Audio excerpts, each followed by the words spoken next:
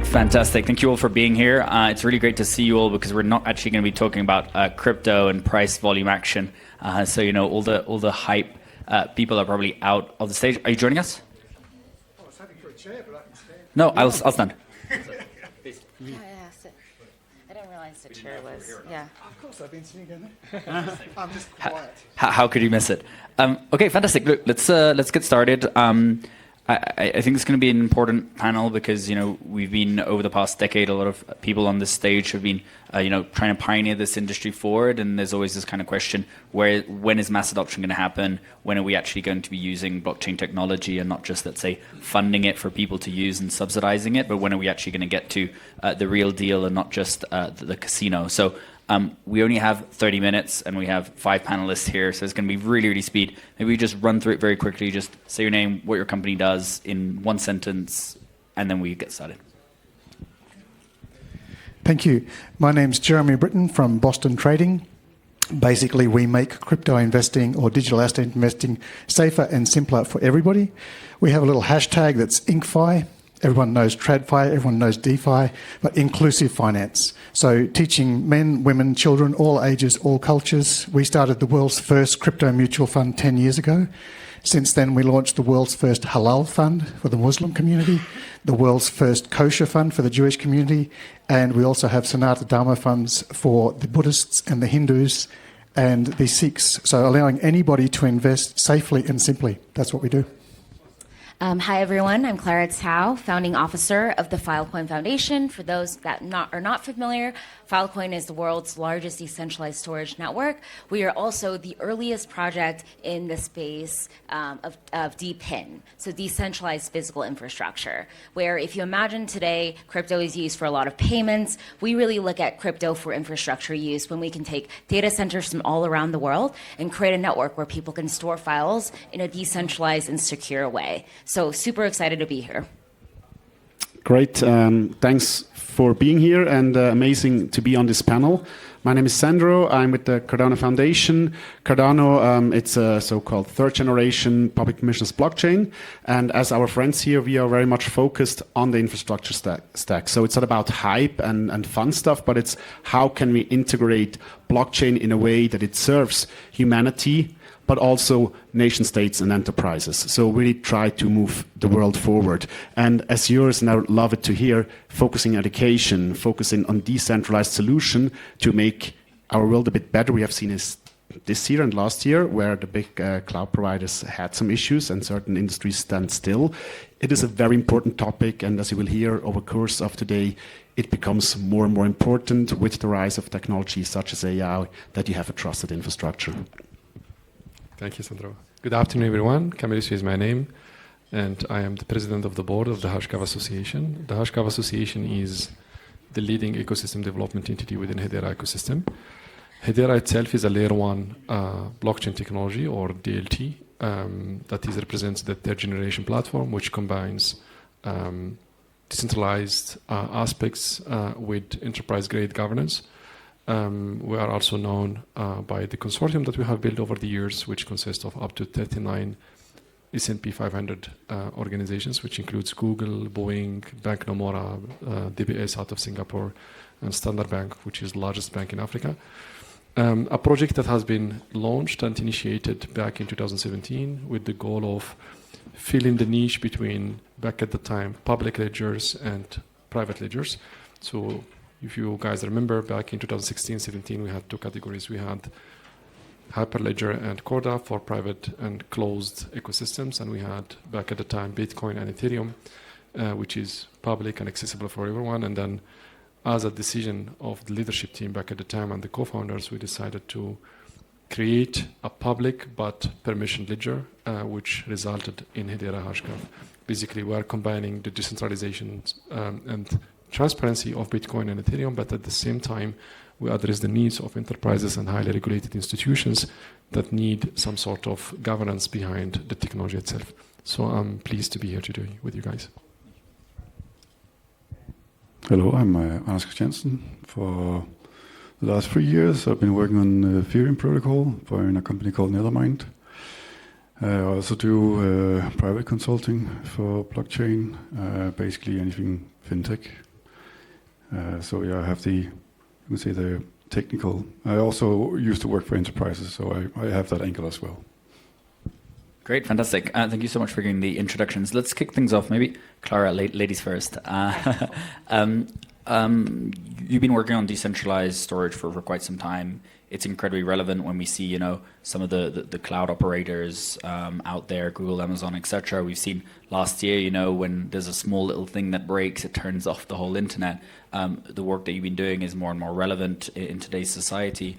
What would you say are some of the challenges that you've had and kind of some of that adoption? To a certain extent, it seems almost, too good to be true. Everybody should be moving to decentralized storage. Why haven't they done so yet? What are some of the hurdles that you've seen for enterprise adoption of your technology? Yeah. Well, I wanted to kick off by those that are not as familiar with crypto adoption today. The theme of the panel is that actually there are more users of crypto, 400 million, than the populations of the United States and Canada combined. So we were actually at a curve in the time in blockchain history where we're seeing massive adoption. 8 out of 10 banks today are trying some kind of blockchain rails. And at least 70% of Fortune 500 companies, they're experimenting in some way. So this no longer is something that people are thinking is just a fad or just a buzzword. People are actively looking at it. For us at the Filecoin Foundation, we're really thinking about how do we make blockchain eventually invisible as a word? Because ultimately, the technology should just work as it's meant to, right? If you have data to store, how do we make it as simple as possible for you to store that data? One of the exciting examples just happening this week, we just announced yesterday with Premier Bert, we are backing up data from the government of Bermuda. And when we think about what public goods means in the blockchain space, we really mean data should be a public asset. Everyone should have resilient access to, that every citizen should access without any downtime. And we talked about earlier the downtime of Cloudflare and all these AWS outages that happened all around the world earlier this year. That happens when you have a single company running a single network with a single point of failure.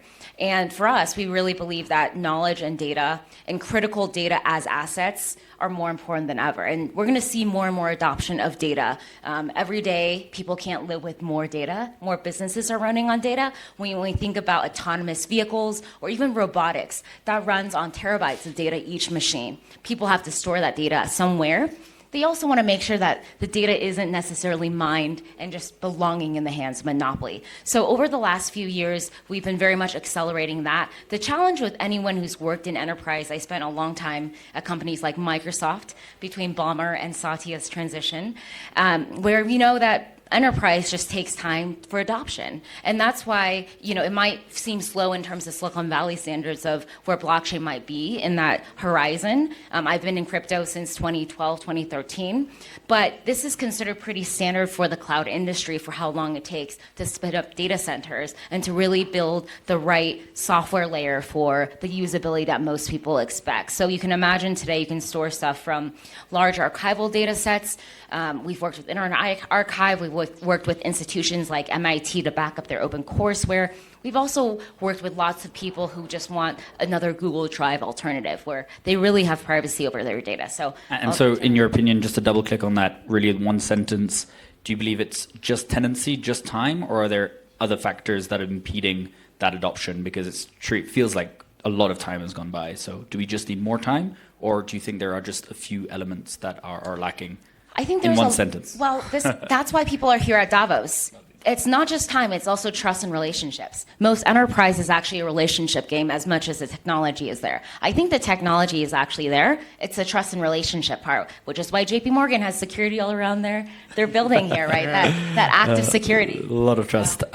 Cool. Maybe, Anders, we go to yourself here, just going from, let's say, the business commercial standpoint to the tech side. Clara just mentioned that, she wants to remove the word, let's say, blockchain technology from the industry so we don't have to speak about it. I'm not a techie as well, so sometimes, I reunite myself with Clara on that front. But it's true, maybe there are certain things that me as a non-techie I'm unaware of. So, what would you say to maybe, let's say, a non-techie ignorant as myself, that you from the development side of things often say, wait, hold up, it's not just a commercial challenge here. There's a technical side of the equation that you're not taking into consideration.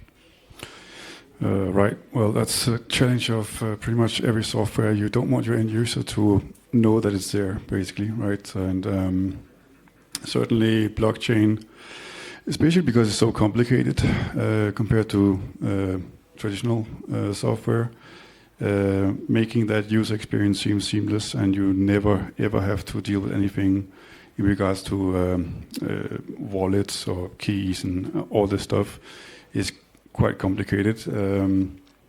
I think we are slowly getting there, and we see more and more adoption of wallet features for different providers. So I know that quite a few banks are in the process of or already offering wallet services, and I think that trend will just continue. Unfortunately, of course, that also means that we are kind of going backwards from what we kind of intended to do with blockchain. But and so, just to point fingers in the room here, is it a tech problem? Is it a commercial problem? Is it a trust problem? What would you say is the major problem here? Well, I think the problem is pretty much fundamental in that if you want to be self-sovereign and in control of your own money, you need to put in the effort, and not that many people want to put in the effort. So you could say it's a human problem, probably. A human problem. Okay, we'll touch on that in a bit. Sandro, to yourself now. Cardano spent a lot of time in its epochs building up what we could consider trust on chain, through your latest epoch of governance and the likes. You regard yourself, as quite a solid enterprise chain, also for public systems. When you're building that out and you're having conversations with enterprises, what are some important factors that you can say of Cardano that are important for, like, say, non-crypto natives that might not understand it and would like to get involved? Are there some key points that they raise to you? Yes, so first of all, I think I can really agree with what you have said in the way where we stand today when we move from this crypto to this institutional grade environment. And this then goes to the question, Jaras. It's like when we look into where we are today in the US as an example, I'm not sure who have heard about it, but the SEC granted a non-action letter to the DTC, which is the CSD and the clearinghouse in the US, right? So now what does it mean? They now have kind of a green light to not only tokenize assets, but now we go into the infrastructure stack, because tokenizing is something which is fun. Everyone wants to tokenize assets. But what does it mean if an asset is tokenized? There is a lot of things happening post-trade, asset servicing, and these are things we haven't really thought about in the past. And now we have to understand what do we need to build the right governance model, the right regulatory frameworks for enterprises and nation states to build and deploy on blockchain. Because as you correctly said, this initial dream, let's say like this, that you have self-sovereignty, that works, let's say, in a very limited way, because the human is not built to take on responsibility. Like when I ask, who wants to have instant settlement? Probably everyone wants to have it, right? You want to have it settled right now. But if the question comes, if something fails, who wants to have no one accountable for it? People start to say, "Ooh, no, that's not what I want," right? So this is like a critical differentiation between retail and enterprise grade. And when we look into this, it's about trust and transparency.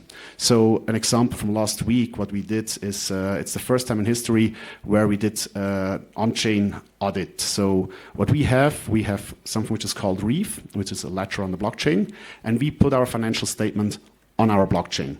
And our auditor, Grant Thornton, went and they looked at our on-chain financial statement, and they made an accreditation of our financial statement based on what's on-chain. So what does that mean? Everyone can now go and see our financial statement, and there is a cryptographic signature of Grant Thornton, which is backed up with the VLEI, that's a virtual legal entity identifier, which applies or complies with international standards. That's the other thing. If I don't have an identifier which is accepted by the industry, I will lose. So it's just because I can do it technically, if no one applies it or is compliant, it doesn't work. And those are the things where we see a lot of traction on the infrastructure stack, where it happens today. And when you think about Wirecard, most of you have heard about it, there are areas where we now start to solve problems and create value with the blockchain in the engine room. So not like we run around, it's on blockchain, but it's as a trust layer in the engine room. Yeah, no, thank you. And I think to that point, public goods and trust only really work if they're there tomorrow, right? And if you can be like, okay, it's not going to run away. And so I think there's a very inherent purpose behind what you just mentioned. Kamal, to shift yourself, because Hedera does see itself, as an enterprise grade blockchain. I mean, how do you work, as you mentioned, with a lot of Fortune 500s? How do you manage this kind of centralized, decentralized debacle when you're having conversations with them, when you're looking at signing in as many agreements as you have with them, and one of the blockchains that is so tight-knit? I mean, how have you navigated that side of the equation? Yeah, very good question. Actually, that's what I tried to explain at the beginning. So back in 2016, when Dr. Lehman-Bird wrote his white paper and explained how Hedera Hashgraph is going to be the response or the answer for the enterprise adoption, we spent a lot of days and weeks discussing how can we add value, not only for Hedera ecosystem and Hedera community, but also for the wider Web3 industry in general. And one of the conclusions that I'm proud of that we made back at the time, we said we don't need to be fully decentralized as Bitcoin or as Ethereum, but we don't want to be closed as Corda and Hyperledger. So we need to strike the balance between institutional needs, but also at the same time, we don't want to compromise on the transparency and also on the decentralization. So we said, well, do we need to be decentralized or distributed? And the answer was, it is enough if you are distributed, but we are backed by the most trusted organizations across the world. And then we said, how are we going to approach that? We said, well, let's just agree that we will have 39 nodes geographically distributed, decentralized. Basically, we will have entities that are respected, trusted, and reliable out of the different industries. And they have a huge user base. They have huge trusts from their users. And that's why when you look at the governing council of Hedera, you find top banks, you see top ICT infrastructure providers, you see universities, you see tech providers, and all the way up to asset management companies. And the reason behind it was like, if me as Kamal, or you as Shiraz, or everyone here in the room can trust Google with confidential documents, and you can trust Deutsche Telekom or Swisscom, for example, with your SMS or your private messages, and you can trust Bank Nomura or Digital Bank of Singapore or Standard Bank or Bank Shinhan out of South Korea with your financials, then most likely you are going to trust these entities to manage and verify and validate the transactions on their behalf. So we had to consider so many aspects and different dimensions. Number one, the individuals, the users. They need to have some sort of trust, and they need to trust the entities behind the project and behind the protocol. Number two, we need to think about the environment. We don't want to consume that much energies in solving, let's say, useful or non-useful mathematical puzzles. So we need to be aware and responsive and responsible for the amount of the energy that's being consumed in terms of sustainability. And last but not least, we wanted to address the needs of institutions, because it's not going to help us to have wallets, but we are not connected to the Web2 economy. We are not connected to the banks. We are not connected to legacy systems and Web2 or existing systems in the Web2 economy. So that was the idea. So one of the guiding principles we discussed and we agreed back in 2017 was it has to be enterprise grade. But when we say enterprise grade, doesn't mean it is excluding startups. Enterprise grade means it is fulfilling the requirements for institutions and enterprises, but it still provides flexible access to startups and entrepreneurs.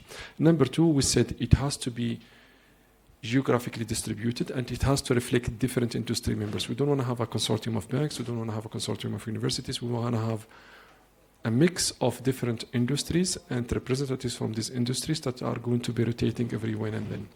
And then we said to have a vibrant ecosystem, again, not only for Hedera, but also for the entire Web3 economy, we need to have a mixed approach. We need to apply a bottom-up, basically start from the top with enterprises and governments. That's why we have seen Hedera signing so many agreements and project engagements with sovereign wealth funds, with governmental entities, and also with enterprises to kind of help these enterprises and these governments to speed up their transition from a Web2 organization to a solid Web3 organization. But at the same time, we launched different grant programs to have a bottom-up approach where we engage with pioneers, with entrepreneurs, with startups, so that we can have and establish a vibrant ecosystem.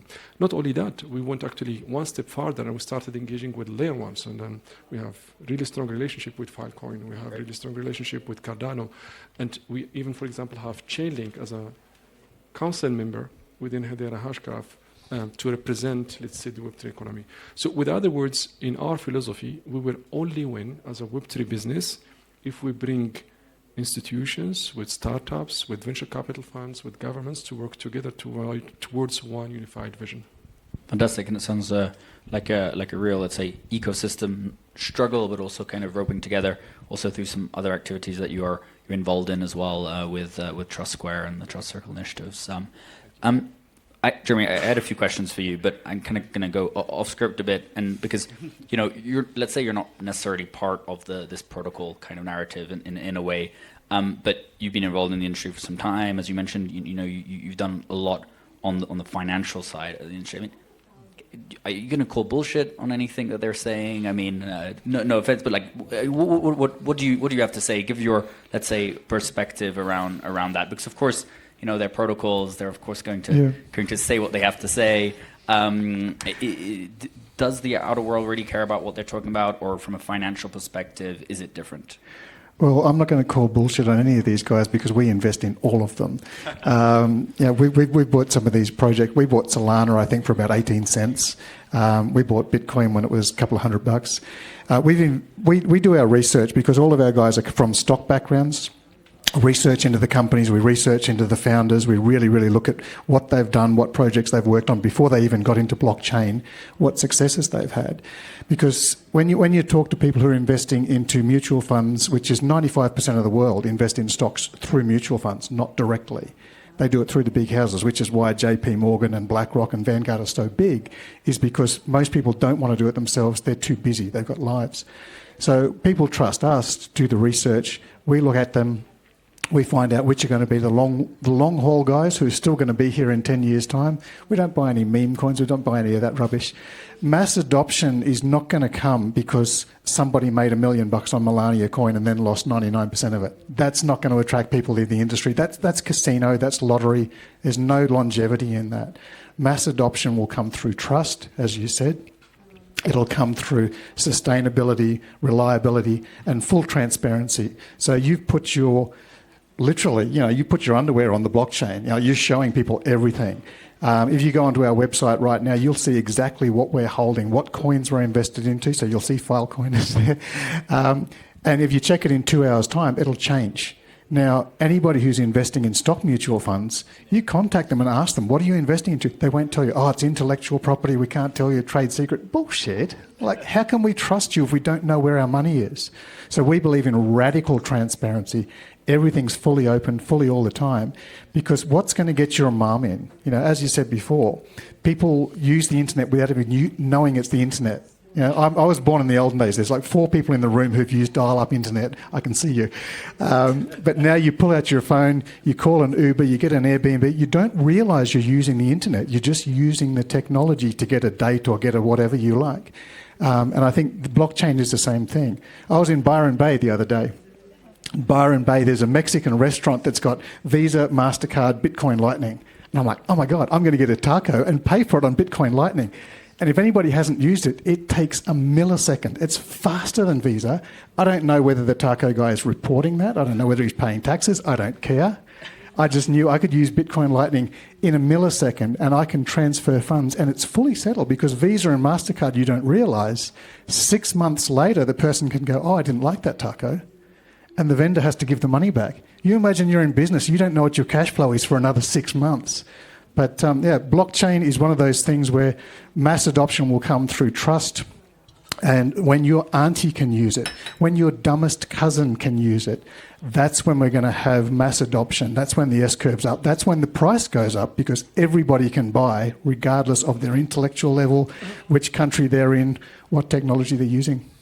Fantastic. I'm glad you're very supportive of the people on this panel. I am too. If you call bullshit, I didn't know what to say. So I'm glad you didn't call my bluff there. Fantastic. No, look, we're unfortunately getting a bit close to the end of our panel. I wanted to kind of ask one question. I mean, we often talk about adoption, and the purpose of this panel was kind of to understand where we're at with regards to that.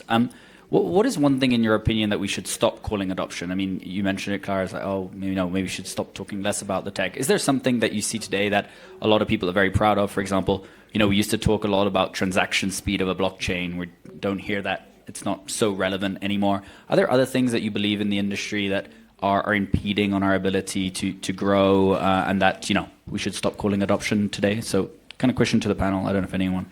Yeah, I think the most obvious one is on the policy front. I spent many years in VC, and if you have the wrong policymakers, don't understanding tech, bundling everything together in one basket and saying, I don't think this should happen, I think that's a huge impediment to innovation in general, and no matter what country. And I think policy is definitely one of those bottlenecks where the crypto industry as a whole has been great in helping teach the difference between DeFi versus TradFi versus deep in projects like ourselves. So I think that's one piece. You want? Okay, good. In my view, to answer that question, adoption will have two dimensions. So number one is the maturity, and the dimension number two is the value creation or the value add. Maturity pretty much towards regulation and legal certainty, because it's not going to help you to have like the top technology platforms or tech solutions, but you are not able to deploy them, or you are not able to tap into the Web 2 economy. And I keep insisting on the Web 2 economy. That's the basis for Web 3. And you look at it like the evolution of internet. So we had Web 1, we have Web 2, we have Web 3. Web 1 was like basically static websites. You just have access to an information. You read, and that's it. Web 2 was more interactive. You could read, write, and kind of, share some value or some communications or some files. Web 3 is about the third level, which is read, write, and co-own or interact. So I said adoption has two dimensions. Maturity, that's pretty much regulation and legal certainty, which are gonna drive the mainstream adoption, basically enterprises and highly regulated institutions. And let's be honest, a bank or an asset manager or a financial institution, they will not touch that business if they don't have the legal certainty. And then if you wanna try to have a meeting with the executives of these enterprises. Your first enemy in that conversation is gonna be the chief risk officer and the chief legal officer. They don't care about the innovation. They care about how to protect their businesses. So the second dimension, as I mentioned, is the value creation. And the value creation, we need to think out of the box. Since we are in the Web3 world, we should not focus that much on just on crypto use cases or decentralized applications. We need to boost and leverage the synergies with other emerging technologies. And what I mean by that is the intersection, or let's say the convergence between AI, blockchain, robotics, IoT, and so on and so forth, where you leverage the decentralized structure of DLTs and blockchains and storage, for example, like Filecoin is providing, and you bring innovative use cases like Cardano is doing, and basically bring in transparency by bringing more application layers on the top of it. But at the same time, we still need to have data. And that's something where you need to integrate IoT. And then IoT generates massive real data. And then you have the cognitive capabilities of AI, where you can facilitate decision making, you can analyze, you can kind of make your life much easier. Now imagine we have a world where we have I call them polyglot systems or polyglot applications. Basically applications that are leveraging capabilities of blockchain, AI, robotics, and so on and so forth. That's, in my view, where we'll see the adoption and we will see the maturity coming together, and that's where we'll really live or we will experience the real meaning and the true meaning of Web3 transition. Fantastic. Come on, thank you so much for wrapping us up on that note. I think it was beautifully said, risk, cost, and accountability. So thank you so much. Let's give a round of applause. Thank you. Amazing.